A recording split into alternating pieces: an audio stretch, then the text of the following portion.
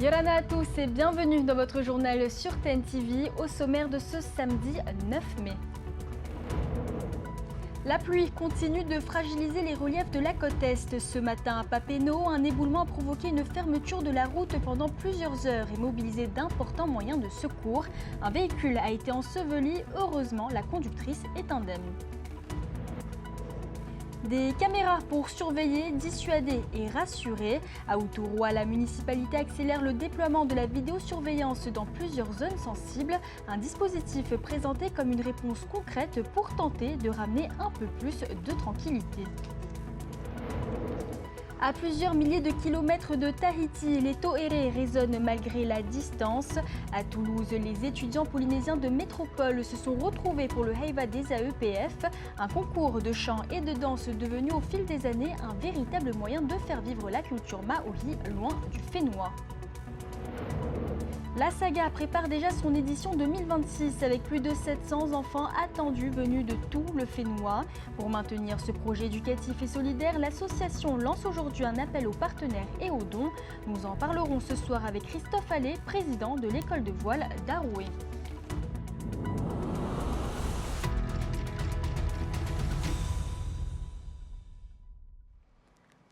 Ce matin, aux alentours de 8h30, les fortes pluies ont provoqué un éboulement sur la côte est de Tahiti à Papeete.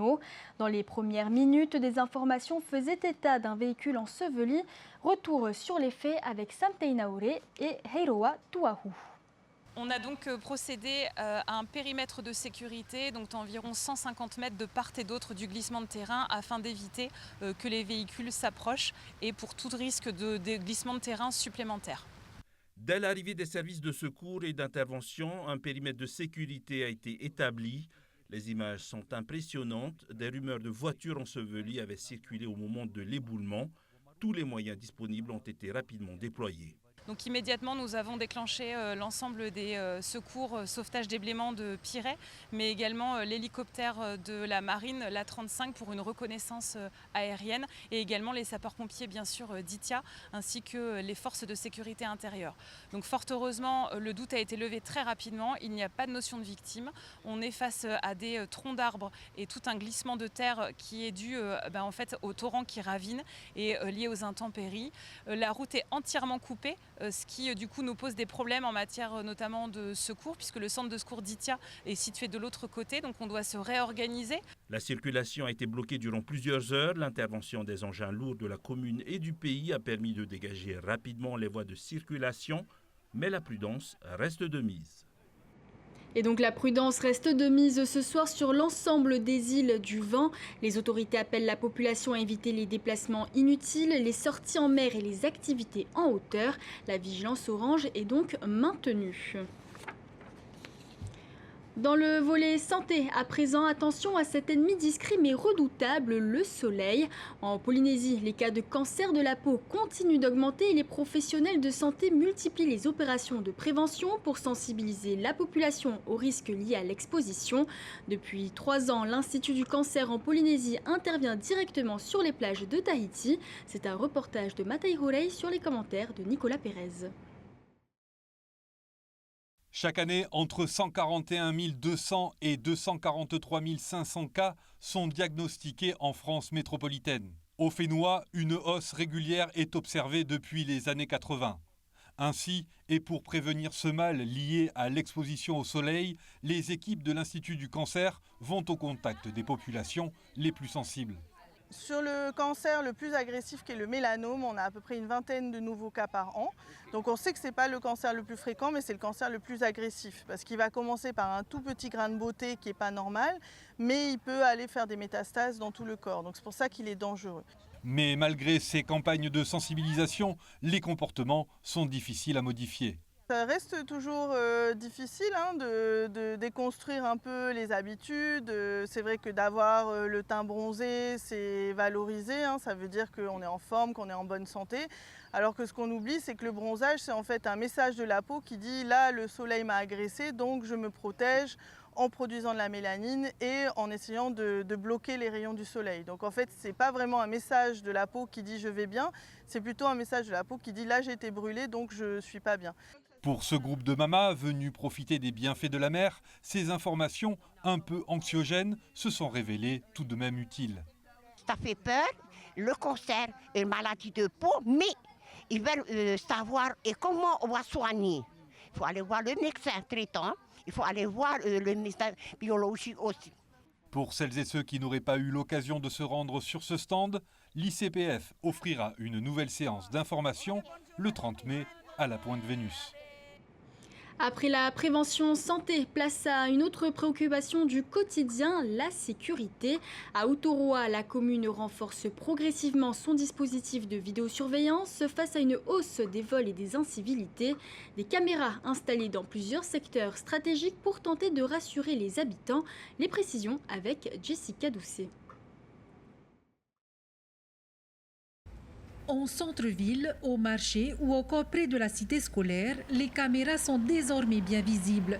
18 ont déjà été installées sur des points stratégiques identifiés par la commune. C'est une demande et en même temps un besoin parce que nous allons, avec l'évolution, l'incivisme continue et c'est un devoir pour la commune de protéger un peu notre population.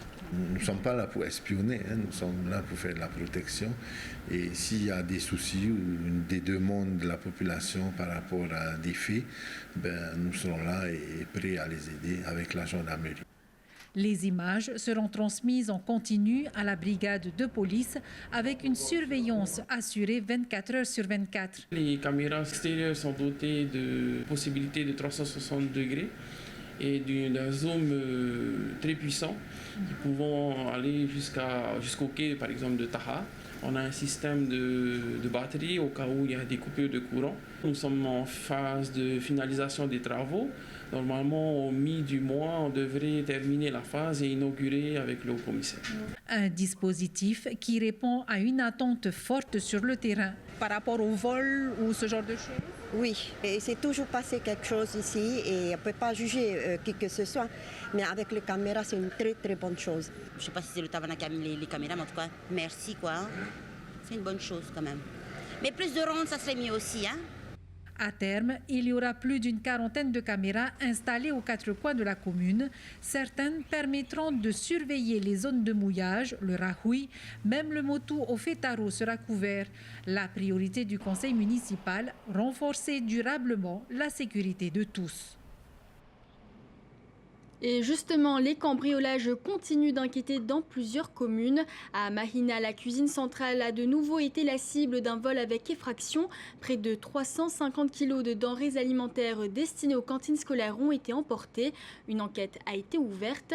La municipalité se veut toutefois rassurante et indique que le service de restauration scolaire sera bien assuré dès lundi. Changement d'ambiance à présent, direction Aroué. On en parlait hier sur ce plateau. Le RIMAP ouvrait aujourd'hui ses portes au public pour la première fois depuis 15 ans. Derrière les démonstrations militaires et les équipements impressionnants, l'armée voulait aussi mettre en lumière son soutien aux familles, notamment pour les enfants reconnus pupilles de la nation. Les explications avec Nicolas Pérez. La journée porte ouverte du RIMAP permet au grand public de découvrir l'ensemble des missions et métiers du régiment. Si les démonstrations de techniques de combat et les équipements de nouvelle génération attirent la foule, peu connaissent le volet social des services rattachés aux forces armées. À l'image de l'Office national des combattants et des victimes de guerre qui est en charge d'accompagner les pupilles de la nation. Sont concernés des enfants ou jeunes adultes dont un des parents, civils ou militaires, a été victime de guerre ou d'actes terroristes. On est pupille de la nation et on l'est toute sa vie. C'est une mention qui est rajoutée sur le livret de famille et qui confère à cette personne ce statut. Donc il est accompagné tout le long de sa vie par l'office. Il a un titre, une carte de pupille de la nation. Un accompagnement qui se traduit par une prise en charge morale et éventuellement pécuniaire, sous la forme d'une indemnité trimestrielle entre 25 000 et 100 000 francs par enfant, selon les revenus de la famille. Créé en 1917, ce statut de pupille de la nation est en quelque sorte à l'origine du loto. Ce qu'on a appelé les gueules cassées. Pour leur venir en aide, il y a eu la création des lotos qui étaient portés par des associations. Aujourd'hui, les associations continuent à recevoir ce qu'on appelle des royalties. Et c'est ce qui leur permet d'œuvrer dans le champ de l'insertion. Si les blessures physiques ont été le premier déclencheur de cette prise en charge, les forces armées travaillent aussi depuis 20 ans au soutien des militaires et de leurs familles victimes de blessures psychologiques. Il y a eu de grosses améliorations, on peut remonter jusqu'à à peu près 35 ans avec la guerre du Golfe qui a été les premiers symptômes, les premiers moments où on a vraiment parlé effectivement de ce qu'on appelle aujourd'hui le trouble psychique post-traumatique. En Polynésie, une vingtaine d'enfants ont obtenu le statut de pupille de la nation et une quarantaine d'anciens combattants souffriraient de séquelles post-traumatiques. Dans un autre registre, mais toujours autour de la solidarité et de la transmission, la saga prépare déjà son édition 2026. Cette année, l'événement se déroulera à Tautira du 5 juillet au 9 août avec plus de 700 enfants attendus venus de tout le Fénois. Un important défi humain et logistique dont nous allons parler ce soir avec Christophe Allais, président de l'école de voile d'Aroué. Yolana, Christophe. Bonsoir Mika, merci de m'avoir invité. Alors tout d'abord, la saga, c'est plus de 30 ans d'existence au Fénois. Quel regard portez-vous sur l'évolution de cette aventure humaine ? Donc 33 ans que la saga existe. L'évolution a permis donc d'accueillir 22 000 enfants depuis sa création. Et cette année, donc, elle a lieu à Tautira, un nouvel endroit. Première fois où on va dans ce parc qui a été inauguré en décembre. Et un lieu qui est tout à fait bien pour accueillir ces enfants. Chaque semaine, on va accueillir donc 140 enfants sur 5 semaines. On rappelle donc c'est 5 semaines. Quels seront les temps forts de cette édition 2026 ? Donc les temps forts, c'est déjà donc la navigation avec un site bien adapté. C'est 60 bateaux qui sont déplacés, 14 moniteurs de voile. Il y a aussi des ateliers pour accueillir ces enfants, les sensibiliser à différentes problématiques. Il y a un atelier animé par SOS Suicide. Il y a sur le tri de déchets, sur le FAAPU. Donc voilà, pour sensibiliser les enfants. Alors comme vous l'avez dit, ce sont 720 enfants à accueillir sur les 5 semaines, dont certains venus des archipels. Comment sont sélectionnés ces enfants ? Donc les enfants sont sélectionnés par les services sociaux des différentes communes. Et donc ces enfants reviennent parfois, plusieurs fois, au cours des différentes sagas. Alors au-delà des activités nautiques et donc des ateliers de prévention, qu'est-ce que cette expérience apporte à ces jeunes ? Alors, c'est étonnant de voir ces enfants évoluer tout au cours de la semaine. Lorsque je passe des semaines là-bas, ils prennent confiance en eux, ils prennent la barre, ils sont rapidement autonomes sur la mer. C'est étonnant. Et il y a aussi des échanges entre ces enfants qu'il n'y a pas à terre, qu'il y a sur les bateaux. Et vraiment, ces enfants reprennent confiance. Alors, on sait que la saga fait appel à des familles d'accueil. Cette année, vous en demandez 50. Est-ce qu'elles sont complètes aujourd'hui ? Donc, les 50 familles ne sont pas encore là. Il manque encore une vingtaine de familles. S'il y a des volontaires, il faut donc prendre contact avec la mairie de Tautira. Et justement, donc l'engagement d'une famille, comment ça se passe durant le séjour ? Donc les familles sont choisies et évaluées, et donc il y a une indemnisation pour l'accueil de ces enfants.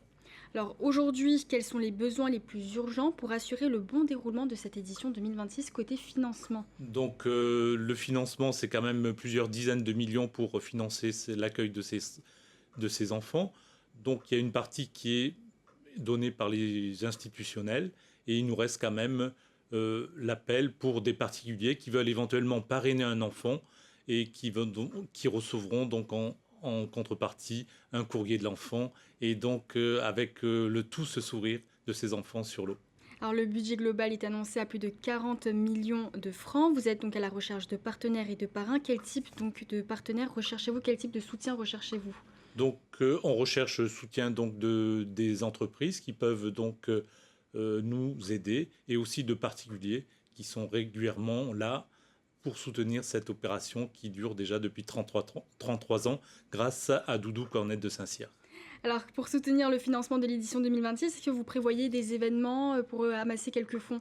Donc le premier week-end de juin, du 3 au 5 juin, à l'entrée des magasins Carrefour, il y aura une vente de t-shirts et aussi des récoltes de goûters pour ces enfants pendant ces 5 semaines. Et quel message souhaitez-vous adresser aujourd'hui aux Polynésiens, aux entreprises, à tout le monde, ceux qui hésitent encore à s'engager auprès de la saga ? Oui, donc il faut nous aider pour que cette aventure dure depuis donc 33 ans pour boucler ce budget.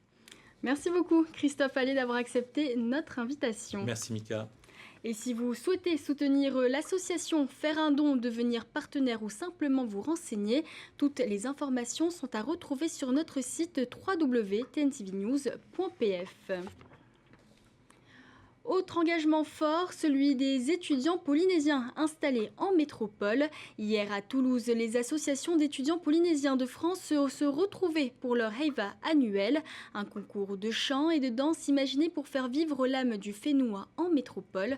Commentaire de Sam Tainaouré sur les images de Herehau Teariki. Avancez, nous on recule d'un cadeau. Chacun tente de prendre ses repères. L'orchestre et la chorale aussi s'adaptent au matériel. Ces jeunes chanteurs et danseurs se sont préparés durant plusieurs semaines en jonglant entre les études et les répétitions. C'était d'abord tous les deux week-ends. Ensuite, on a commencé à faire tous les week-ends. Et le lundi, ça a enchaîné comme ça. Et aujourd'hui, je pense que ça va, je suis assez satisfaite de ce qu'on a préparé. La première répétition sur scène n'a pas été simple à coordonner, ce qui a pu décevoir certains artistes. C'est vrai que cette répétition a été assez compliquée parce que c'est la première fois qu'on répétait vraiment tous ensemble.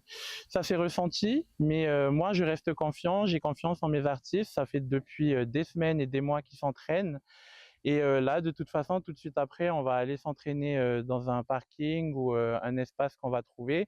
Et avant de recommencer à danser, je tiens à leur faire un petit discours, leur dire que tout n'est pas perdu, que c'était très bien ce qu'ils ont fait et que c'est juste une histoire de repérage, de confiance et de force à trouver en soi et à transmettre sur scène. Pour la majorité d'entre eux, cette expérience n'est pas une première. Certains ont pratiqué le chant et la danse dans une école. D'autres ont participé à des concours tels que le Heiva i Tahiti. Je suis étonnée par la qualité des prestations, par le travail qui a été accompli. Et j'ai un souvenir très lointain de groupes, d'associations, mais ça remonte à de très longues années. Et manifestement, c'est une autre génération qui est là. C'est une génération qui est partie du Whenua en sachant déjà danser, ce qui n'était pas notre cas parce qu'à notre époque, il n'y avait pas d'école de danse. Qui n'était pas enseigné, on le pratiquait en entrant dans des groupes qui participaient au Heiva. C'est la 3e édition du Heiva des associations d'étudiants de Polynésie française, un concours qui sert à la fois à faire vivre et rayonner la culture maori au-delà des frontières du Whenua. Direction Moorea, où la journée a commencé bien avant le lever du soleil. La Xterra a démarré très tôt ce matin avec ses épreuves les plus redoutées. À 4 heures, 223 coureurs se sont attaqués au parcours de 42 km dans les montagnes d'Opunohu. Une heure plus tard, les 385 participants du 21 km prenaient à leur tour le départ sur un terrain particulièrement piégeux après les fortes pluies. Sur la distance intermédiaire, la bataille a été intense jusqu'au bout. C'est finalement Ashley Jones qui s'impose. Dans la course sereine, victoire de Mathias Girardet, auteur d'une solide performance sur les sentiers des Ananas. Demain, place aux petites distances pour la suite de cette Xterra. Nous reviendrons plus en détail sur l'événement dans le Grand JT Sport demain. C'est la fin de ce journal, merci de votre fidélité. Retrouvez juste après votre émission Waves suivie de Face à Mabs qui reçoit Rava Heresiou. À 19h35, The Voice revient avec la deuxième soirée des Battles. Et la soirée se poursuivra avec l'OFC Pro League Tahiti United face à Hikari United FC. Et pour les plus impatients, vous pouvez retrouver cela en direct sur TNTV Plus dès 18h50. Quant à moi, je vous souhaite une très belle soirée sur TNTV et vous retrouve demain à la même heure. Retrouvez ce journal en replay sur notre site internet et notre application mobile TNTV.